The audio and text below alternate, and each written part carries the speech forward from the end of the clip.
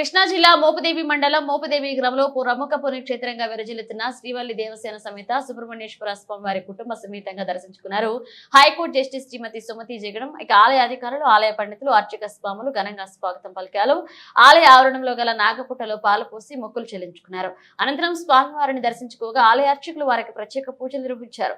Justice Sumathi, ఆలయ deputy commissioner మరియు కార్యనిర్వహణాధికారి నల్లం సూర్య చక్రధరరావు ఆలయ మర్యాదలతో సత్కరించి ప్రసాదాలను అందించారు.